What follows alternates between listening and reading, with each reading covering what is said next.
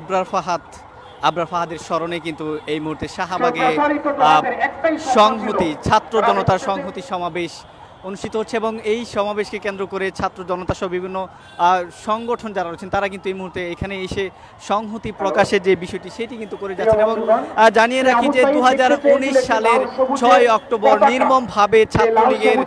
যে অত্যাচারে নিহত হয়েছিলেন আবরার ফাহাদ, সেই আবরার ফাহাদের স্মরণে আজকে শাহবাগে যেই ছাত্র জনতার সংহতি সমাবেশ সেখানে দেখতে পাচ্ছেন যে ছাত্র জনতার যে উপস্থিতি সেটি কিন্তু লক্ষ্য করা যাচ্ছে এবং এখানে আসলে যারা রয়েছে আমরা আসলে তাদের সাথে কথা বলবো। আসলে এই যে আজকে এখানে আজকে এখানে বলা হয়েছে যে আবরার ফাহাদকে নিয়ে যে কথা বলা হয়েছে যে তাকে মারা হয়েছিল ওই সময় আমাদের ওই সময় যখন ছাত্রলীগের ছেলেরা যখন আবরার ফাহাদকে মারা হয়েছিল আমরা দেখেছি তাকে কিভাবে মেরে মেরে তাকে হত্যা করা হয়েছে, সারাটা রাত্র তাকে পিটানো হয়েছে। এই মারা হওয়ার কারণে মানে তাকে এত মারা হয়েছে যে আমাদের মনের ভিতরে সেই সংশয়তা সেই মনের ভিতরে যে ক্ষোভ সেই ক্ষোভটা আমাদের ভিতরে জেগে উঠেছে। আমরা পরে সেগুলো করার জন্য ছাত্রলীগের পিছনে যে আমরা আন্দোলন করবো সেগুলো তখন আমাদের ইয়া ছিল না, মানে তারাই সবকিছু মানে রাজত্ব করছিল। কিন্তু এখন এই স্বাধীন হওয়ার পরে আমরা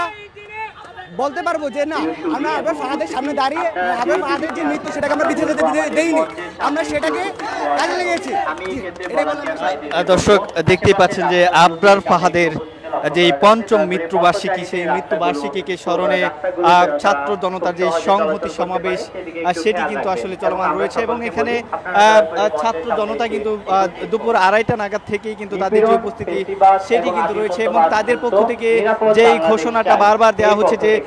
আবারও যদি আবরার ফাহাদের মতো করে কেউ যদি সন্ত্রাসে আধিপত্য বিস্তার করে ছাত্র জনতার উপর নির্মম অত্যাচার করে সেই ক্ষেত্রে কিন্তু তাদের পক্ষ থেকে যেই